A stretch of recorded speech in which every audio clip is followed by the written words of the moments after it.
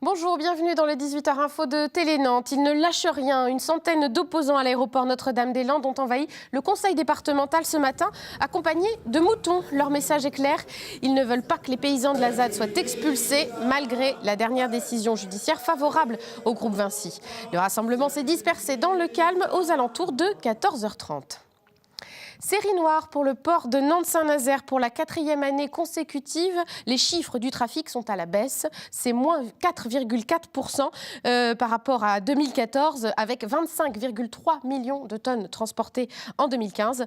Mais le 4e port français en volume de marchandises pense déjà à l'avenir et investit dans de nouveaux équipements pour accueillir des porte-conteneurs de plus en plus gros. Visite de chantier à Montoire de Bretagne avec Benoît Balti.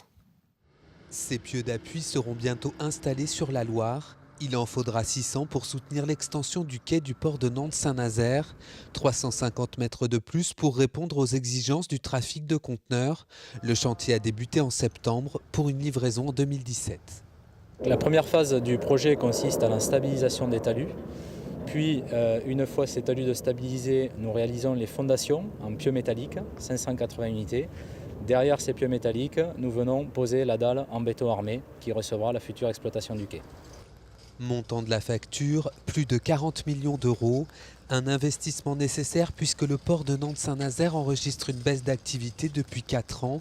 À terme, l'extension du quai a un double objectif, l'accueil des bateaux avec une capacité de 8000 conteneurs, mais aussi l'expédition des colis industriels lourds, un moyen pour le port de diversifier son activité. Donc avec cet investissement, nous sommes positionnés pour le développement des énergies marines renouvelables et en particulier les éoliennes offshore, qui sont caractérisées par des dimensions importantes et des poids qui sont également très importants.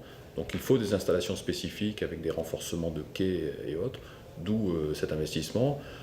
En 2015, le trafic du port de Nantes-Saint-Nazaire s'élevait à plus de 25 millions de tonnes de marchandises transportées. L'objectif est d'atteindre les 30 millions dans les années à venir. Le McDonald's de la place du commerce à Nantes a réouvert ses portes hier soir. Le fast-food était fermé depuis jeudi dernier suite à des intoxications alimentaires et des non-conformités relevées par la direction départementale de la protection des populations. Des travaux ont été effectués et la réouverture a été autorisée par cette DDPP. La polémique fait rage depuis plusieurs jours autour du Hellfest. Le Conseil régional avait demandé en fin de semaine dernière le retrait du groupe Down de la programmation de cette édition et il a supprimé la subvention face au refus du festival d'Obtempéré.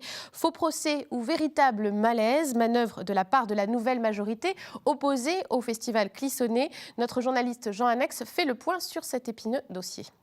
C'est cette vidéo qui est à l'origine de la polémique. Le 22 janvier dernier à Los Angeles, Phil Anselmo, ici à gauche, conclut ce concert par un salut sans équivoque, avant de crier un slogan néo-nazi.